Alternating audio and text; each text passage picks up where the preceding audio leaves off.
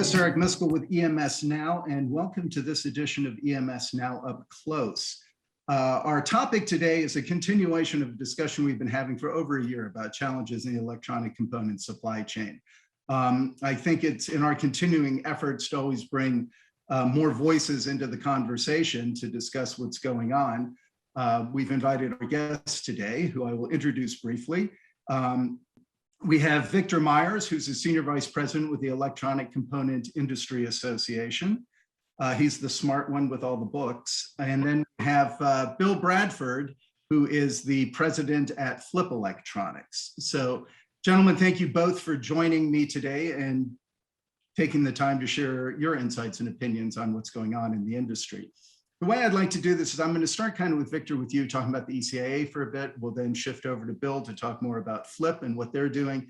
And then we'll kind of cover together kind of some general industry issues at the end. So I hope that's acceptable to you. Sounds good. Great. Well, let's roll then. Victor, we'll start with you. Our readers and viewers know about the ECIA as a source of information for the electronic component industry. But they may not know that ECIA also manages that inventory aggregation site for electronic component price and availability data. You call it Trusted Parts, trustedparts.com. So tell us about how that came to be. Yeah, sure. So you got to go back to about 2009, 2010.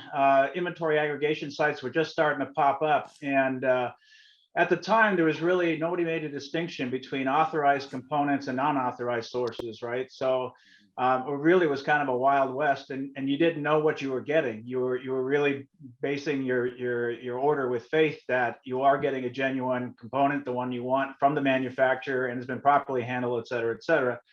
But that wasn't going on. So we had a core group of distributors, distributor members of ECIA that came together and said, hey, we needed to give purchasing people and supply chain folks an alternative, a place that they can go with confidence that would only have components from authorized sources. And so ECIA Authorized actually was the initial name. That was born then. They developed it, and we've been managing it and working on it since. We went global in 2016, so we're actually now in 5 different regions, and then we actually rebranded it to trustedparts.com about 2.5 years ago or so. So okay. It's been a great journey, and we continue to do really well every month. So okay. So just to define terms for everybody, benefit here, what do you mean exactly when you talk about the authorized channel? Right. So every manufacturer basically builds a distributor network that they contractually actually agree to allow to buy parts directly from the factory, distribute those to end customers, stock them, so on and so forth. And most of those agreements are actually pretty specific and pretty particular, right? They spell what products somebody is authorized for, what regions they're authorized to sell and resell those products in. So it's a very, very tightly controlled process, and that's what we kind of mean by the authorized channel. It's somebody who can buy directly from the factory and sell to an end customer, right, with no middle person or anything like that. So that really gives the person buying from an authorized distributor the confidence that this is, a factory, made product, and so on and so forth. So that's really, what we mean. And most manufacturers have authorized distributors throughout the world now, right? I mean, so it's, it's a little easier than others to find out who those distributors are, but that's why sites like ours, trustedparts.com, exist, right? Because it's one place to go, and you can see the various authorized distributors in each of the regions. So that really is helpful with that. So yeah, so that's kind of what we mean by that. And again, the authorized channel, a lot of people talk about the fact that, hey, you want to use the authorized channel because that's a great step against preventing counterfeit product from entering your supply chain. And I absolutely think that is probably number one, but there's a lot more to it than that, right? I mean, the fact of the matter is, an authorized distributor can sell product to an end customer. It's fully warranted by the manufacturer, right? You also know simple things like it's been properly handled from the factory to the end customer, right? It hasn't been sitting in somebody's, outdoor, basement or whatever, right? Which doesn't make sense, outdoor basement, but you know what I mean. You don't know where it's So root cellar, yeah. So exactly, there you go. So, but again, you know where it's been, it's been properly handled. And I think one of the other real key things to an authorized distributor and the authorized channel is that they have pretty strict protocols about what they do when they get inventory back from a customer, right? That's a huge, huge deal. They keep that inventory separate, and so in some cases, manufacturers actually insisted that returns get destroyed, so there's absolutely no qualms about that, which is really important. But I think that's where kind of the traceability model that's out there kind of falls apart, because yeah, you can somehow figure out, well, it's been, it was over here, it was over there, and then ultimately maybe it started in the factory, but you have absolutely no idea, where it's been. You don't know what products it's been mixed with, and so on and so forth, that it's been properly handled. And at the end of the day, you're not going to get a factory warranty, with that and all the support and stuff that you need. So that's why we're really big proponents of the authorized channel. Okay. Then, in your opinion, then why would people choose to go outside the authorized channel? That's a great question. And I think a lot of it has to do with a misperception about the authorized channel, that somehow the authorized channel is really about the high moving parts, the A items, and only for high volume type of situations. And to be honest, I mean, if you look at the authorized channel overall, and you look at all the different distributors that participate on trustedparts.com, for instance, you see it's much like the EMS channel, right? You've got the really big, distributors that focus on high volume, low mix, right? And they may potentially, not all, but they may focus more on the high volume parts. But then you've also got, you've got some very specific niche type of distributors that really focus on certain markets, or they really, focus on low volume type of things. We've got distributors that are very, very good at introducing product, right? Brand new products, all the way through, supporting production, all the way to the end of life, right? So it's quite a mix. And I think for some reason, people have just gotten this idea that, hey, if it's a popular part, okay, I'll go to the authorized channel, but otherwise, it may be hard to find. And so I'm going to go somewhere else, just to kind of give you an idea, at any given month or so, we stock on trustedparts.com over 54 billion parts. We've got 25 million unique part numbers from 4,000 different manufacturers. And so, there's a lot that you can get through the authorized channel. And I think, that's part of the battle that we've been waging with ECIA and our members, is to communicate that message that, hey, you'd be surprised. You can find an awful lot of things, and have the confidence that you're dealing with an authorized source, right? That you may not get somewhere else. So, and this may lead us into Bill ultimately, but to finish with you, Victor, what options do buyers then have for component manufacturers who stop making a part, but the buyer still needs it for a legacy design? Sure, yeah. So there's obviously, before the part's obsolete, then there's obviously things you can do. There's a lot of distributors will have end of life programs where they'll actually stock, program inventory for you for a longer period of time. But I think there's really something kind of interesting that's happening within the channel, and that is that we've got a number of our members and some new folks coming on the horizon as well, that really their whole model is focused on that end of life, that legacy, obsolete type of product, right? Because again, the desire is to always have some sort of authorized source for any type of sourcing that you need to do, right? So that's, I think, what's really exciting, is that we have folks coming into that space, and again, give purchasing folks a good, solid, confident alternative to buying on the gray market or what have you. So right, and that does bring us to you, Bill. So so Flip Electronics has that special niche, right? And I love your tagline, making obsolescence obsolete, right? Tell us about your company and the business model. Yeah, so we realized there was this unmet need in the marketplace. As chip companies, chip manufacturers are chasing Moore's law and trying to continually move to the next generation of product, that they often will have end of life the older products and have frequently excess inventory of those. Once they do complete their last time buys, frequently there's still leftover inventory. Similarly, inventory that starts to age or slow moving inventory gets kind of put aside, and at some point they choose to either scrap that inventory or try to sell it for pennies on the dollar. And they typically don't have a way to extract value for that inventory. And because they've kind of turned off the demand signals for that part, customers don't really know how to access it. At the same time, you have customers that are searching for some of these older, sometimes slower moving products, parts that have been end of life, and because they no longer can find them through the manufacturers in a direct way, they often will be forced to the gray market or think they're forced to the gray market to try to find those products, as Victor mentioned.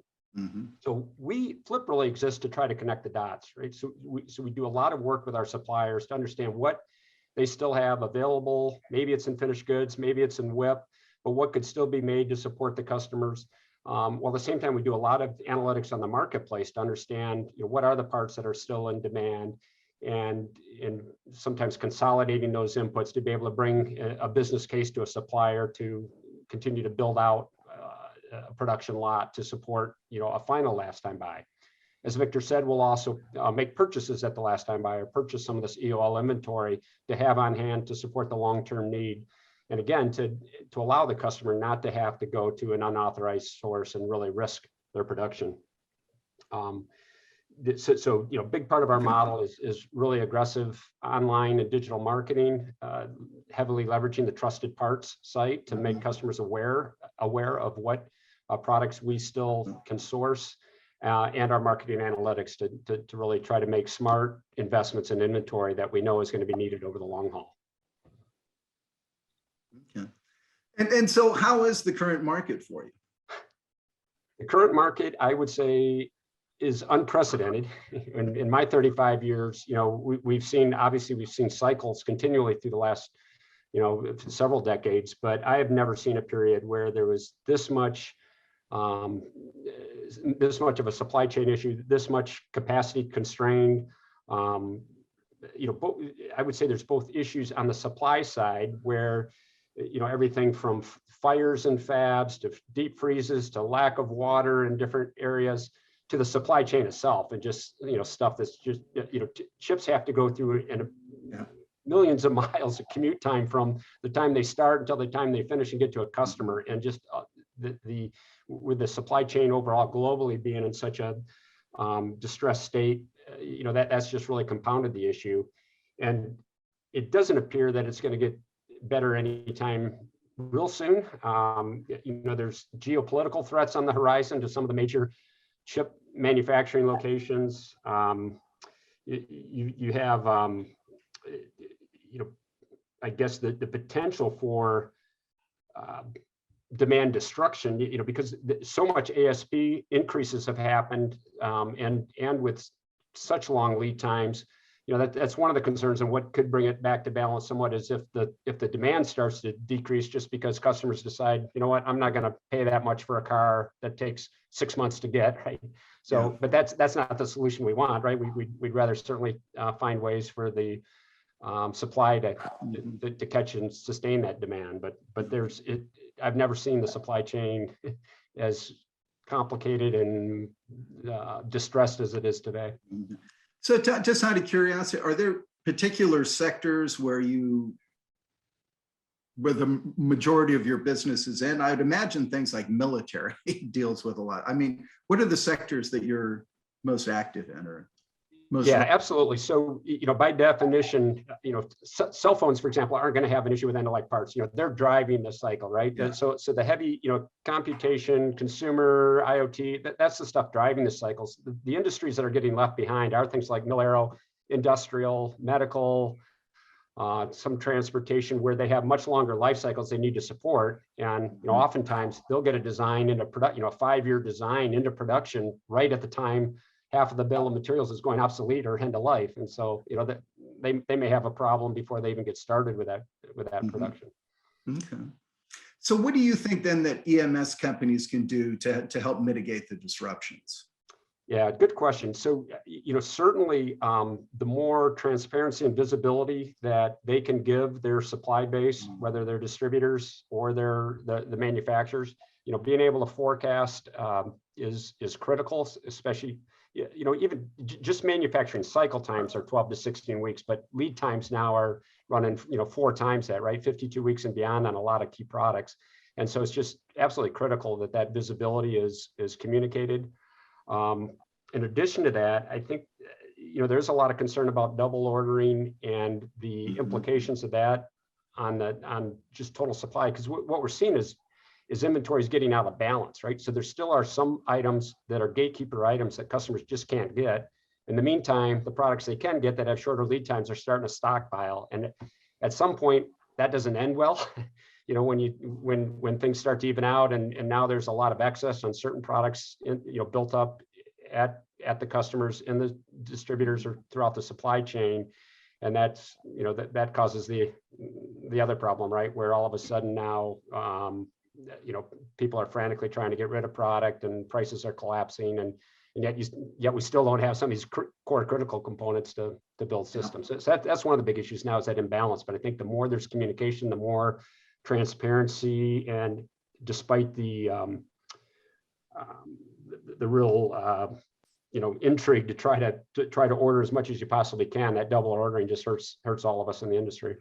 Absolutely. And I would imagine that one of the trends that we've talked about a lot in our shows has been that how the pandemic has been an accelerator of digitalization, right? And with it comes a lot of benefit to the industry.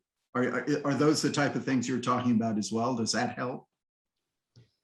Well, yeah, I believe so. In terms of we're learning to enhance a lot of our communication. The digital communication, with EDI and other forms to make the supply chain very transparent and communication of forecasts. I think that's continued to improve, probably accelerated by the pandemic, where we have to create more and more systems to replace the face-to-face and person-to-person interactions. Yeah. It's interesting you touched on forecasts there, which have been one of the big challenges in this industry for decades, right? What's the old joke? Look it up in the dictionary and it says wrong, right? So it's just, but I don't know how that is. Victor, why don't you come in? I absolutely agree. I mean, I started out in purchasing and index cards and all that stuff, and I've worked for Avnet, corporate, and see all the vast resources we have, what our customers have, right? And you hit the nail on the head. We as an industry are still not good at this. Yeah. And it creates all kinds of issues, both on the upside and the downside, right? I mean, it's, and some of it just kind of blows your mind. If you think back to the whole, when we had the big cell phone craze, right? And we had the big plummet after that, the bubble burst. I mean, it doesn't take much to figure out. You don't need elaborate systems when you go into 4 or 5 different meetings and each cell phone company says, hey, we're going after 35% market share. Well, 5 companies, 35 market share, the math doesn't work, right? And if you're ordering according to that, you've got huge issues. And so I think collectively as an industry, we need to figure out how to get better, to Bill's point, at being transparent and being accurate. Accuracy is probably just as important as transparency, right? I mean, that's the thing, and that's been a problem all the way through, right? I mean, EMS folks are I imagine kind of stuck in the middle, right? They get customer inputs, right? And so they base their intelligence on that and their forecast on that, and who knows, right? That's, I think collectively, that's something that we should come together at, because it costs everybody a ton of money at the end of the day, and it creates, to Bill's point, crazy cycles that really can be avoided to some extent. Yeah. I would add, accuracy and transparency, absolutely. And maybe one more is the flexibility. We're finding, again, kind of with our unique inventory, customers that are desperate will realize, hey, while you don't have the part we need, you have this previous generation part with a little bit of reconfiguration of our design, we can go to production. And so I think both dual sourcing, being creative on having, flexibility to design in similar parts that might be able to create the functionality to continue to ship product. That's another one that's, I think, really important for EMS and the OEM customers today. Yeah. The more flexible they can be to try to find parts that may work, that maybe it's not even an ideal fit, but it's a difference between shipping revenue of a product that's that meets certain parameters, maybe with some waivers, versus just being dead in the water. Yeah. But I wonder about on the forecasting, the accuracy. I mean, for decades, it's been attempted. It's still a challenge. So are we chasing something that's just by its very nature so elusive that, to your point, Bill, we have to, the systems have to be flexible. They have to be nimble. They have to be able to respond quickly, because the reality is these forecasts will be ever changing. Right. Well, in automotive, it's probably the case in point for this, right? For years, they leaned on the supply chain for just in time, and with no buffer stock and a just in time model on a product that even in the best of times is a 12-week cycle time manufacturing, there's no room for error there, right? So to your point on flexibility, I think, and that's where distribution plays a key role, right? Being in place to create buffers and to smooth out, because JIT can't work in our industry perfectly without a perfect forecast. And as you said, I don't think there's such a thing as a perfect forecast. You've got to be able to amend that with some buffer and some other modes of flexibility. Right. Good. And that's really what I think that's one of the things that the authorized distributors really bring to the table, right? They have lots of resources, whether it's online resources, as well as feet on the street, if you will, to help dual source parts. I mean, that's one of the things that they're challenged to do out in the field and such, is to help customers find alternatives and make sure that there's as much flexibility in the designs as possible. And that's really a key, right? Because I mean, to Bill's point, it doesn't take much, and you really have to think. I think one thing, to your point about how's the pandemic affected our industry, I think, when just in time becomes just too late, we got to start changing what we're doing, and I think the supply chains will change. I think they have to. I think this distribution will probably have a greater role moving forward because of the fact that they have flexibility. They can stock parts. They can react a lot quicker in many cases, right? They've got multiple customers for given parts, and so there's flexibility within that. And so, widening your supply chain to include a greater distribution footprint, I think, just makes sense in this day and age. Yeah. We've already moved into kind of more general industry issues here, and Bill, you referred to it too, thinking that, so how long, what's your crystal ball tell you? How long are these supply chain, kind of the demand supply imbalance is going to continue? Is it through to 2020? Everybody wants to know, right? And everybody, and it seemingly keeps extending, right? That's what I noticed. So remember, Bill, this is being recorded. I know. That's a dangerous question. Yeah, I mean, we look at this constantly, and I can argue multiple different cases here. I think general consensus is the supply chain issues are not going to ease up probably until 2023 or beyond. But at the same time, we are seeing some inventory buildup. As I was saying earlier, it's more relative to these imbalances that are causing a certain level of between over ordering or double booking and things. Certain commodities are starting to get built up in the channel and at the end customers. And again, as I mentioned earlier, we're absolutely seeing signs of some demand destruction based on the historic price increases and long lead time. So that's what could cause, I think, some sporadic softening. But I think key technologies, I think, are going to be tight through next year, unless something dramatic changes at this point. Yeah. Well, and it's not just our industry, right? I mean, I think that's what makes this situation so unique. I mean, it's everything you can imagine that seems to have problems. I was talking to a neighbor of mine who happens to be a rep for Jack Daniels, and that's an iconic brand, right? Mm-hmm. And they're predicting a shortage in the first quarter because they can't get bottles. They've got tons and tons of bourbon, but no bottles to put them in. Because why? Because they're made in China. They're sitting in a container somewhere. I mean, it's mind-boggling that no matter what it is, what type of product, and you've got all these ships piling up. I mean, Dale Ford, our chief analyst, has done a great job kind of monitoring all that, and he's done a number of different webinars on it. But it's a simple fact of, hey, there's product all over the place, but you can't get it off the boats into the ports. And if you get it into the ports, you can't get it onto the trucks. And if you can't get it, it just goes on and on. And honestly, it's great to have the government say, well, we just need to work 24/7. But if you don't have enough people to even work 5 days a week, where are you going to get people to work 24/7? So it's, I don't know. I think it's just, it's a very, very complex situation that goes way beyond our industry. Yeah. Yeah. Let me just chime in. And it's just one of the things I must say rubs me is when the solution is always, well, let's bring in the National Guard. And I keep thinking, well, the National Guard isn't a full-time vocation for these people, right? They have actual jobs. So if we're going to pull those people out of here to handle this, right, it's kind of hurting ourselves even more in the process, right? It's just, anyway, that's, let me move.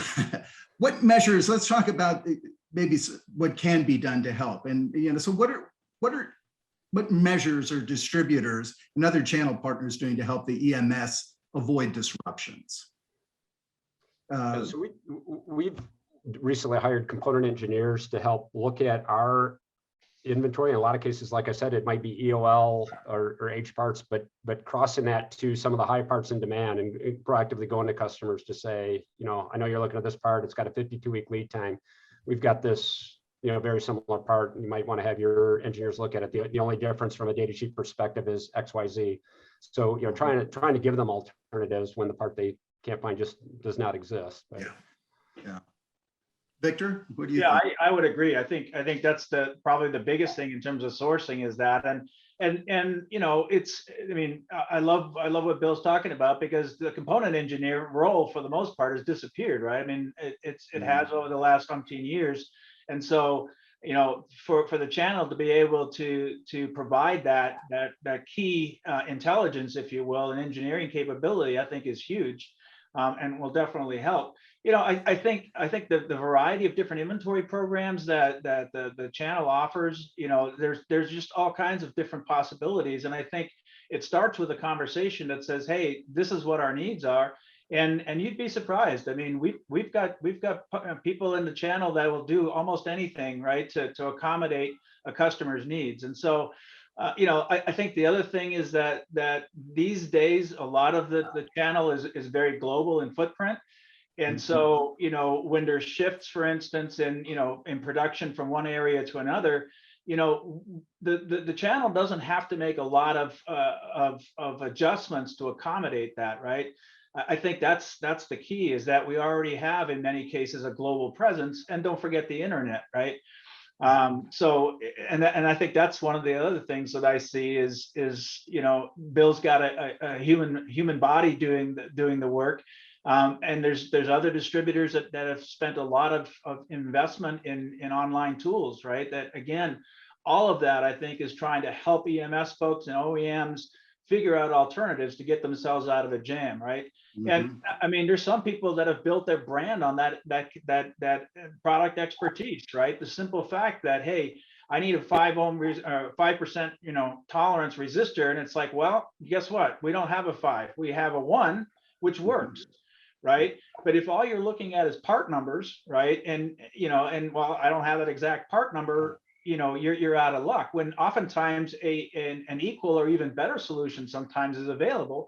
And because those parts are even more popular in some cases, they actually cost less, right? So I think that's where I think the channel can really help, is to help educate the folks that are buying and stuff like that. And speaking from experience, it's real easy to get caught up in the part number game, right? Hey, I need this part number, and just start, especially now, you just send it out to the whole world. But stepping back and looking at what you're actually buying, and understanding, what you can, substitutes you could potentially use, right? That's really key, and I think that's where we can really help collectively to help the folks. On the issue of shortening supply chains for regionalizations, that's been a big issue, and I think a lot happening that way. What, if anything, will channel partners do to kind of help adjust to that trend? Yeah, I kind of touched on it. I think, for most, I don't think it presents a problem, right? The fact is, for the last couple of decades, the channel has had to adjust to, offshoring and reshoring and this and that, right? We're continually dealing with that, and so I think I think most of the distributors are really equipped to deal with that and are very good at that. You know, Mhm. some of them have, I mean, their logistics, you know, what do you call them? I mean, they're just power, you know, folks. I mean, they can get parts, you know, 24 hours just about anywhere. And so I think the real key there is communication, right? You know, you've got to let people know ahead of time that you're doing this, and don't expect everything to turn around, you know, in a day, right? I think we need to have those conversations, but I fully think that we're better equipped than we've ever been to deal with that sort of geographic change. Good. Well, you give me hope. Thank you. And I We must be. won't charge you for that. Listen, and I guess the technical challenge is on my end here. It looks like it must be mine. You know, I have FiOS, but it may not be working so well today. I was just going to say, you know, I was saying thank you and for your time. And before this thing crashes on me, I figured I'd better end the session, right? So I'm not sure what's going on today. But thank you both for your time, for sharing your insights on this. This has been very interesting. And Bill, it's good to know more about what you guys are doing there, and would certainly encourage anybody watching, if you're interested.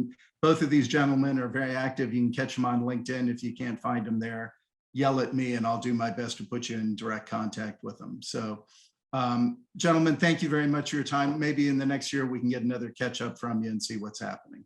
That'd be great. Thanks for having us on. Absolutely. Absolutely. Thank you. All right. Thank you.